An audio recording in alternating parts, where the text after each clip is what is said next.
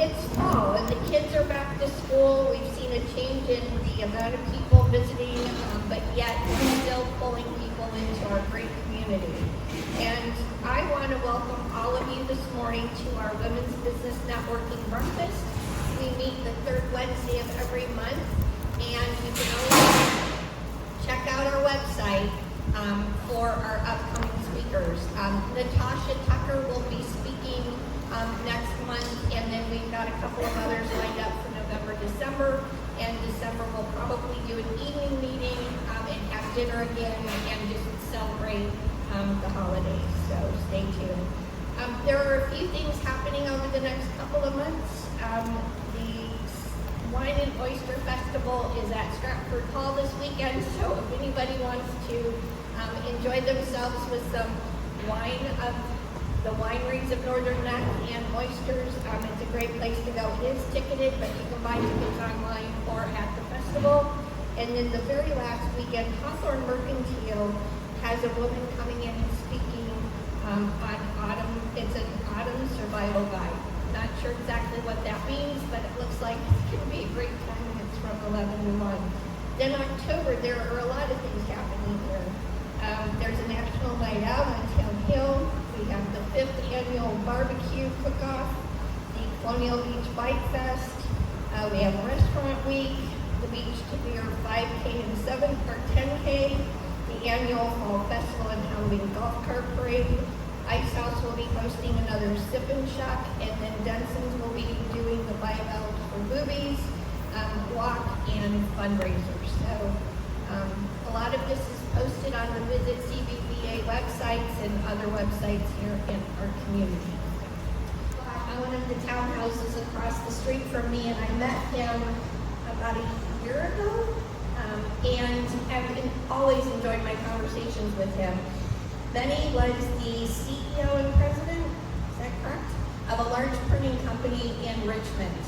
He worked his way up and did many jobs and was able to make it to the top. He built that business, doubled their revenue, did a lot of great things, and then decided he was going to do something else. And now he is working with Iron Gate Capital Advisors that are certified financial planners. He has served on several boards. He has a home in Richmond area and also up here in Colonial Beach. His wife is a traveling nurse, and he has 3 beautiful daughters. And before I forget, your daughter taking the bar, was she successful? She won't know until next month, but she told me that after it, she said, "Well, Dad, what I know is I'll never take the bar again for the first time." That's pretty cool. So Benny serves with me on the Economic Development Council. He has a lot of great ideas. I, again, always enjoyed listening to his great ideas and his advice. So I asked him to speak today. He chose his topic, and Benny, thank you. Thank you, Kelly. Good morning. All right, I got applause. That's great. Lots of someone like that. So yes, Kelly used some of my first paragraph here pretty much, but I'll just kind of go back through a little bit of it. Yes, I am currently working for a company called Iron Gate Capital Advisors. We're financial advisors.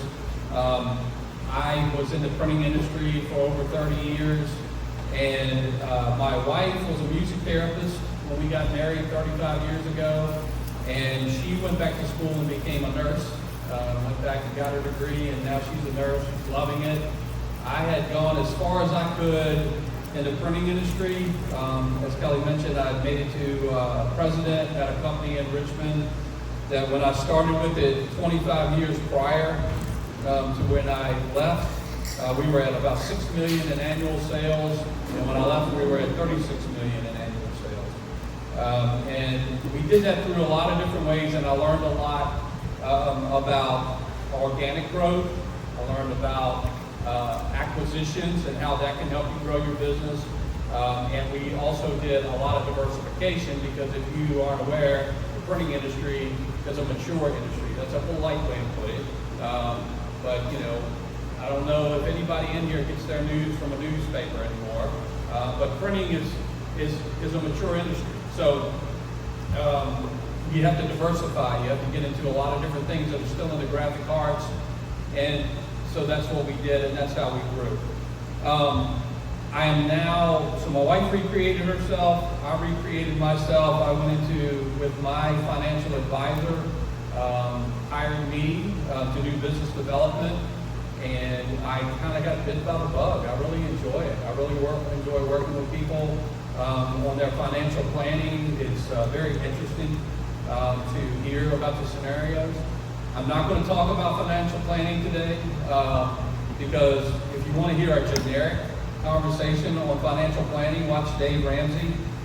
It's about as deep as you can get in a group like this. If you want to talk financial planning, it's like, you know, every person's case is like their fingerprints. I mean, every person. You might have similar applications within it, but you are going to have a totally different scenario with every single person. So I'd love to talk to you about it. If you want to, if you're interested, please reach out. But today, I wanted to share, since you all are business owners. Oh, I left out, that would be very upset. I have 3 daughters, and they are all grown. As you heard, one of them just took the bar exam. And having 3 daughters and my wife, I am very comfortable being in a room where I'm the only male. I did have a male dog, but he was neutered, so I mean, it was really just me. So anyway, but what that did, having 3 daughters and now having 3 grown daughters, it's really shown me, it really opened my eyes in a way that I would have never experienced as a male, the obstacles that women face in the business world. And so I've become very passionate about how to make, or open doors maybe rather, be a better description. You know, I watch one of my daughters who lives in Austin, and she's working for a great company. She's making good money, but her chance of moving further than where she is because of what she deems as the good old boy network above her is very frustrating to her. And so she does a great job. She loves the company, but she's not sure she has growth. You know, that's something that I wouldn't experience personally without having her as my daughter and sharing those experiences with her. So I just wanted to kind of let you know that. The website is terrific. She's not listening. Thank you. Yeah, the website is terrific, and I'm being serious about that. All right, so enough about me. So today I wanted to talk not about financial planning, but more about running a business. And so I picked this topic, begin with the end in mind. I don't know how many of you have ever read this book that I have right here. It's called The 7 Habits of Highly Effective People. It's written by Stephen Covey. I think he wrote it back in the 1980s, late 1980s, somewhere in that neighborhood. This version of it, I believe this is his son, Sean, who gives some additional information. And so this is what one of the habits is what we're going to talk about today. But before we dive too deep into it, how many business owners do we have? I mean, I'll listen, but just by show of hands. Okay, so when you started your business, did you give any consideration to how it would look in the end when you started it? No. It's too overwhelming in the beginning. Yeah, a lot of that occurs. People get into the business because they're excited about starting their business. What are some reasons why you would get into the business? Mine was livelihood and ministry. I'm sorry? Livelihood and ministry. Livelihood and ministry. Yeah. Yes, ma'am. Yeah, get back to the community. Great objective. Independence. There you go. That's probably the number one answer. Is I want to work for myself. I don't want to work for anybody else. I'm never going to get where I want to be working for somebody else. And I totally agree with that. I'm working for myself now. So I work with a group, but it's kind of an independent business, kind of like real estate, where you're your own person, even though you are affiliated with someone. But those are all great answers. And there are good reasons, but a lot of times we don't think about what we're getting into and what we want it to look like. And so the habit number 2 of highly effective people is beginning with the end in mind. And I want to read a little passage here. I can hold the mic and do it. Okay. So this is habit number 2, beginning with the end in mind. Habit number 2. Although habit number 2 applies to many different circumstances and levels of life, the most fundamental application of begin with the end in mind is to begin today with the image, picture, or paradigm of the end of your life as your frame of reference.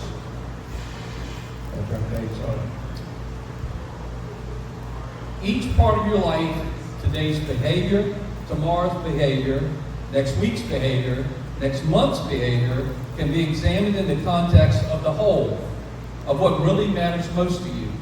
By keeping that end clearly in mind, you can make certain that whatever you do on any particular day does not violate the criteria you have defined as supremely important, and that each day of your life contributes in a meaningful way to the vision you had of your life as a whole. If you don't hear anything else, you stop right there and check your text, but that's the answer to today. You know, one of the ways I look at this is when you begin with the end in mind, you create discipline. And if you can create discipline, you can have freedom. And if you have freedom, you have power. And that's what we're going to kind of talk about today. Will you say that again? Say that steps again. Yes, when you can establish discipline by beginning with the end in mind, you can, once you have discipline, you can have freedom. And once you have freedom, you can have power.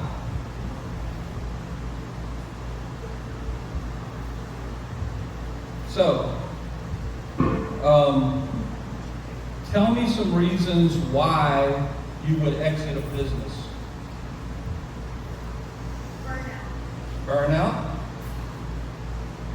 Financial.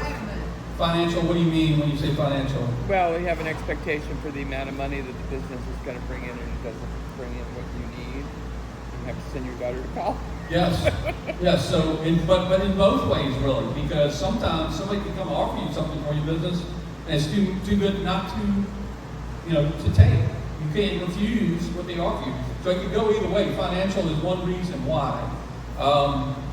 And so when you start to think about your business, this book talks about life, and you can apply that, begin with the end in mind, in all sorts of things. But what I want to talk today about is particularly your business or your career. And when you think about the end, think about what do you want when you're done with your business? What do you want your family to say about you running your business? What do you want your employees to say? And what do you want the community to say? So when you think about that, when you can answer those questions, that's your end.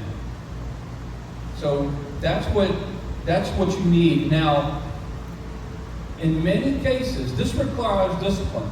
In many cases, I wrote this down. I don't know if it applies to anybody in here, if anybody can relate, but I say many business owners are big on ideas, but short on details. They're big on leadership, but short on management. They're big on product knowledge, but they're short on marketing or customer service. I don't know if anybody can relate to that. It's nothing to be ashamed of. It's a reality, because the set of the brain cells that take that initiative, that drive, that aggression, is not built normally in the same people that have those genes that say, I've got discipline, I've got structure, I can lay it out. It's in conflicts. It's very hard if you have that initiative to do things on your own to create that other side of it. It's not uncommon. This is very common. But if you want to be successful, if you want to establish what's at the end and you want it to be successful, you've got to build some discipline into your structure, into your business, into your lifestyle, into how you manage it. If you want to get in shape, you've got to have discipline to get up in the morning or every afternoon after work and do your exercise and eat right. It all takes discipline. And discipline is the first step to creating this level that will set you apart, that will make you successful. So once you have that discipline, I said this earlier, I'm going to kind of elaborate it on now. Once you have this discipline, you have freedom, and I'm going to explain why. So all right, so Sharon, you and your husband run a training business, okay? So when you've got the discipline now, you've set it up, you're focused every day, you're making decisions that are based on the end game. You've determined what your end is, and you're making decisions. So I walk into your shop and I go,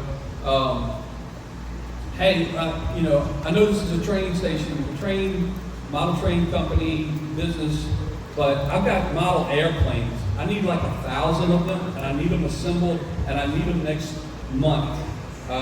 What would you say to that? Sorry.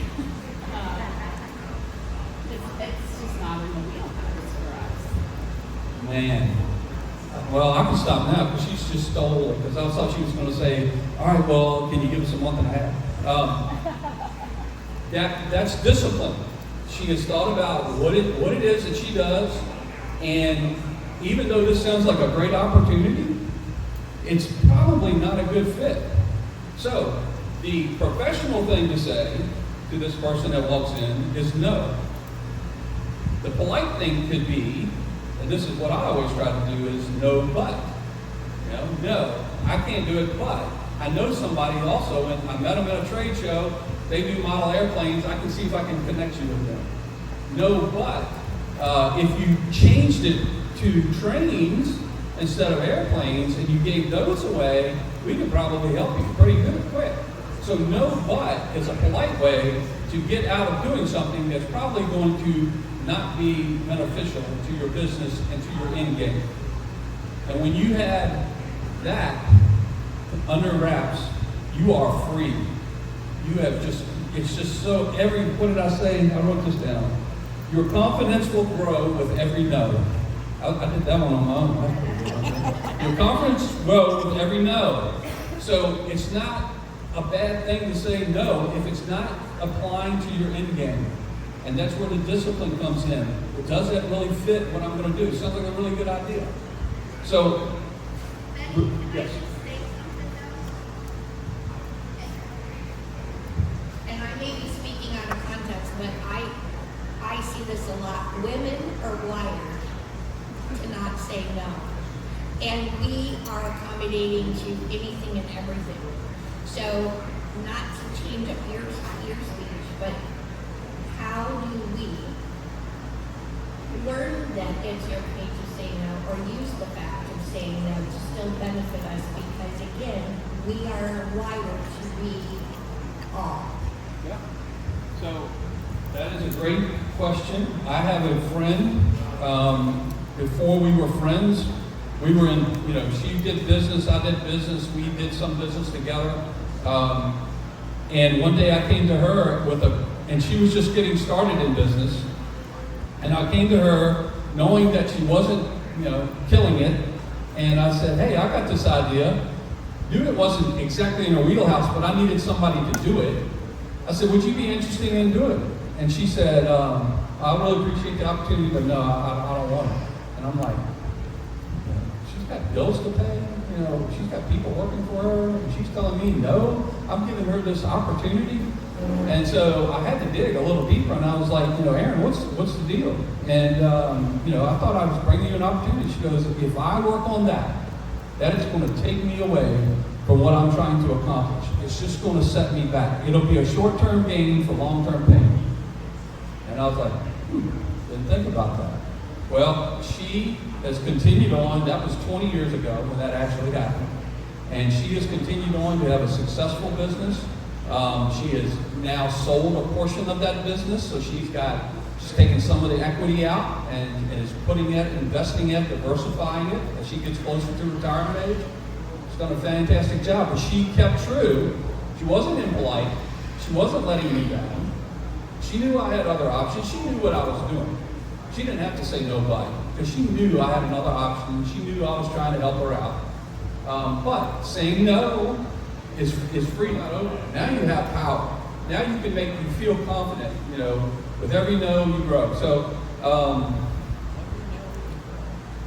now the one thing I want to point out is in this world, and this is in general, but for your business, if you're not doing this, if you don't have this kind of discipline currently in your business, it's not going to happen overnight. Okay? Anytime you do something that you're stretching yourself, you're not going to do it perfectly. And so you need to cut yourself some slack. Right? You're going to take something on. You're going to go with your gut. It's going to be on the line. You know, you've established this end and that you got to focus on, and this one's like on the line. And you're like, all right, I'll take it. And you take it. And you're about halfway into it, and you're knee deep into it, and you're like, man, this was a terrible mistake. I have screwed up. Now, what's the first thing you have to do when you do that? What's the first thing? Probably step back and reassess. Step back and reassess. If you want to move forward, or how can you tweak something where it doesn't stretch you, Right. so it makes it better to continue, or have that difficult conversation that maybe I can't do this anymore, or I should have started. Okay, so she's saying take a step back and think about, you know, if we want to reassess how we're doing this, or maybe just confessing this is not a good fit for us, we made a mistake. I would say that's step 2. Step 1 is to own it. Step 1 is to own it. I did it. Especially if you have employees. Especially if you have employees, because believe me, and this is talking from experience, believe me, they're sitting there going, I don't know why she got into this. This is killing us. She wants me to do this and get this out on time, but she's got me doing this. They're thinking that already. So when you walk up and you go, look, now that we're in this thing, I took it. It's my fault. I own it, but we got to get through it. By doing that, I can almost guarantee, I don't know your employees, but I can almost guarantee you that they're going to go, all right, let's do it.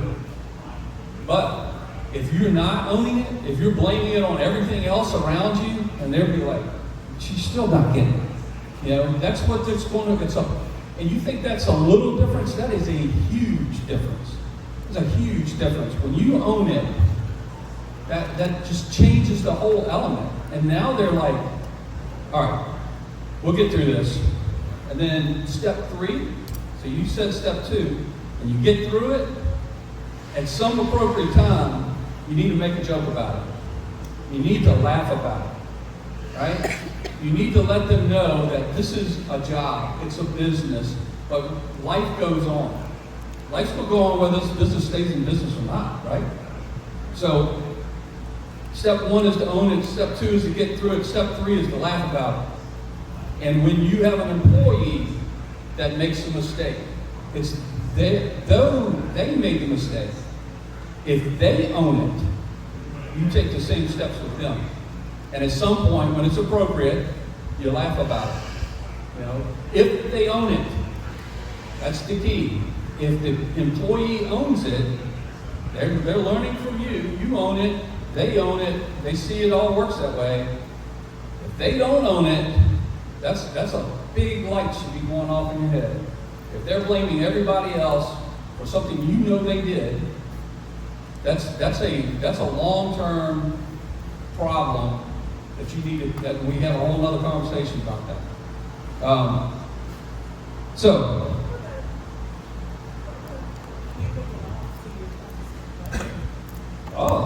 You know, that's happened before. She said, what about handing it off to your toughest competitor?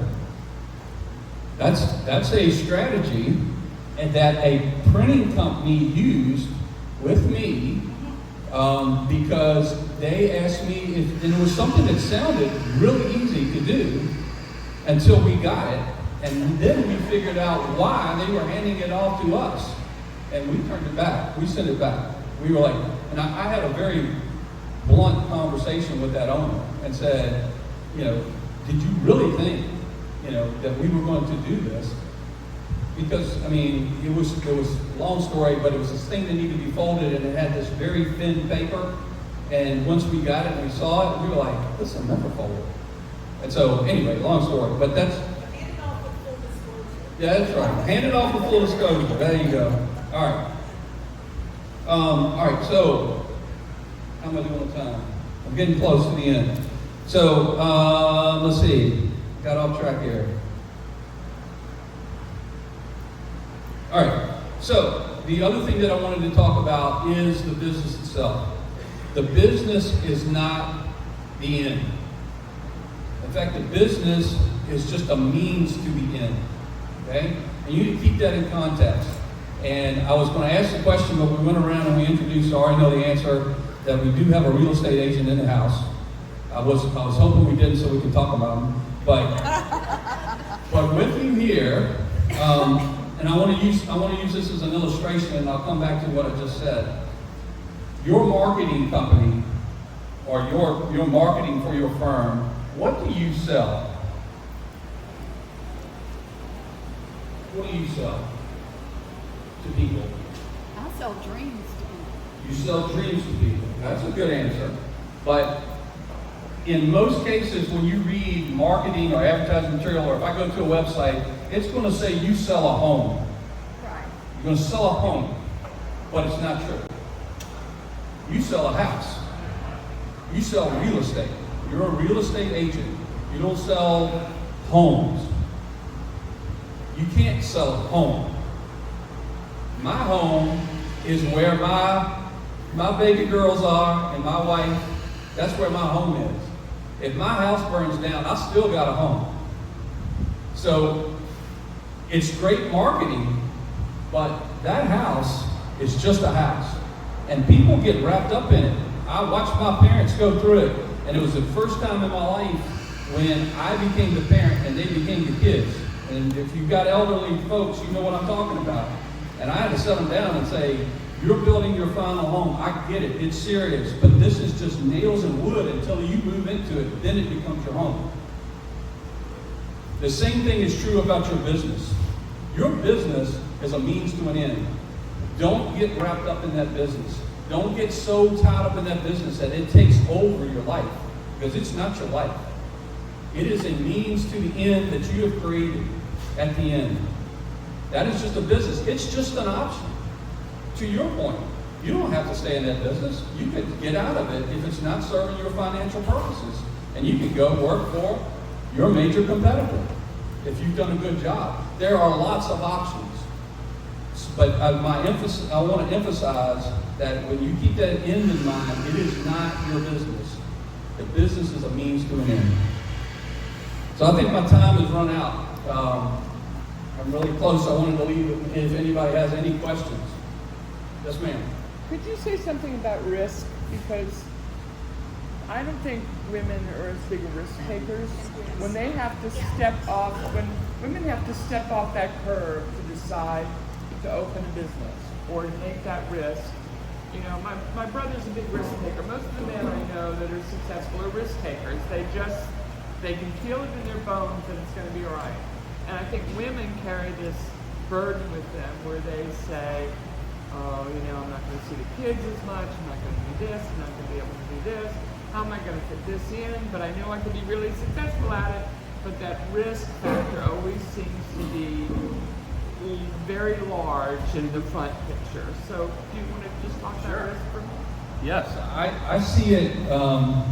I see it in my daughters and my wife, where, and this is, you know, there's a lot of things that we want to discuss that are equal, that men and women should be equal, but men and women are not equal. Men, because I think the reason that my simplistic mind would say the reason that men probably are less risk adverse is because they don't think it through like that. You know, that sounds like a good idea. Let's do it.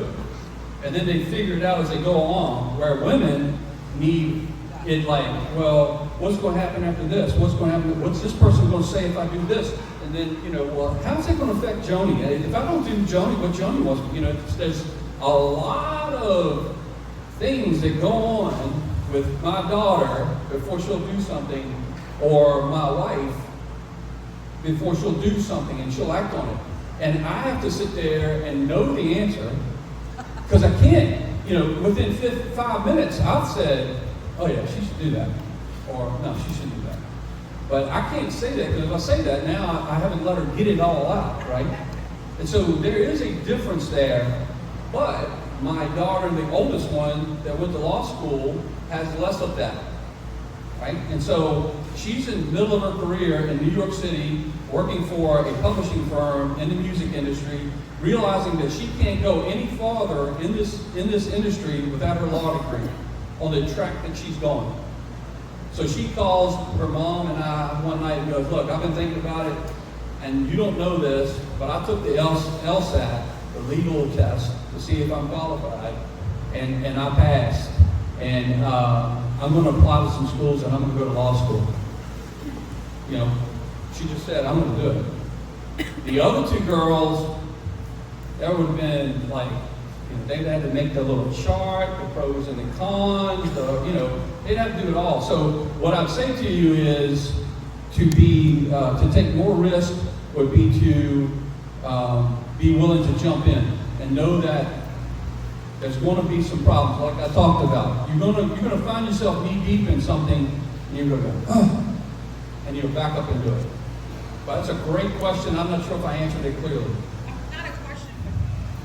I think too, it's very situational. Like I've been a single parent for 13 years, and people all the time say you should start your own business, and I'm scared to death to do it because I am my only income. So for you to also add is, what do you do if you're a single parent? I know I've got the brain to do it. I know I've got the mental capacity to pull it off.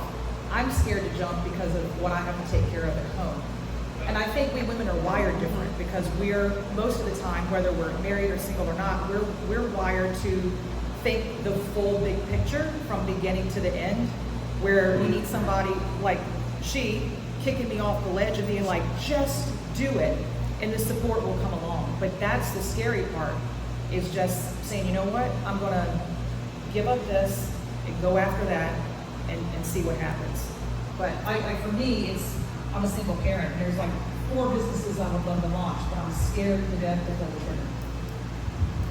There's a biological reason for this, and I'll put all my biology hat and you can think of it as a joke. If you'd like, there is a biological reason for this. The definition of male and female biology, right? Females produce very few eggs and they put a lot of energy in them. And they have very few offspring. This is most species, not all of them, but most species. They put an incredible amount of energy into making sure every one of those offspring survive. Males spread around as many genetic copies of their genome as they can. Wow. I'm not touching it.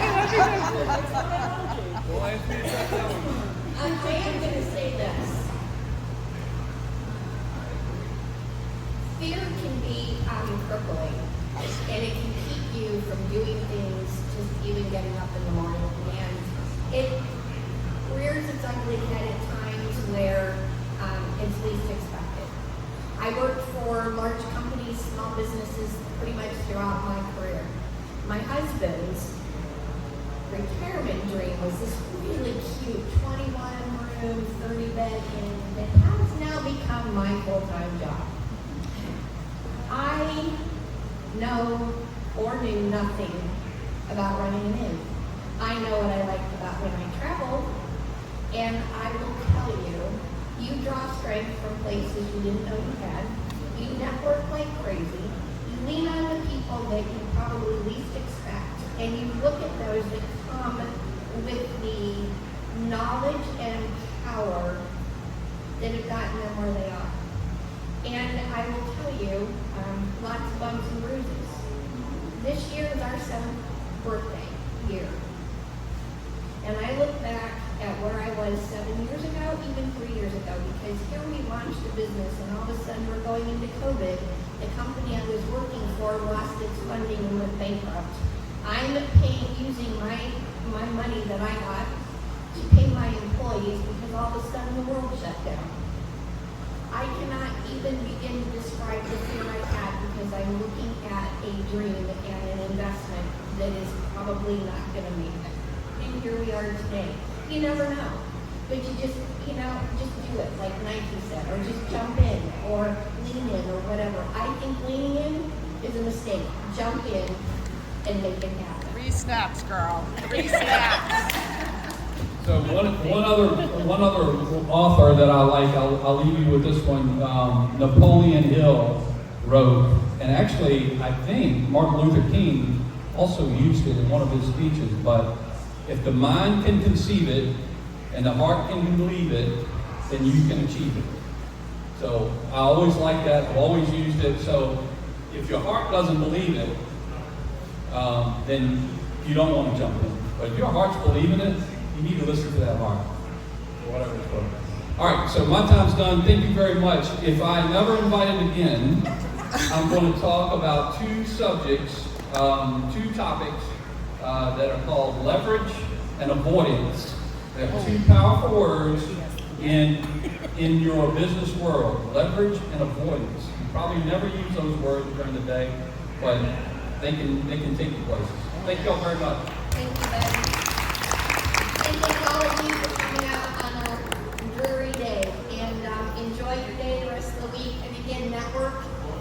It's a powerful tool. I just really quickly, Deb, who started the Northern Networking Group, which is going between pretty much all of the communities in the Northern Neck and grow. We've had large groups to small groups.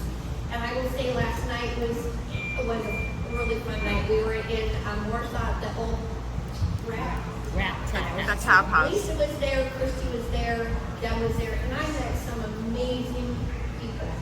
And just laughed and talked, and I have to say, it's, did I need to lose the 2.5 hours? I didn't know, but it was a great 2 hours last night. So reach out, talk to people, get to know your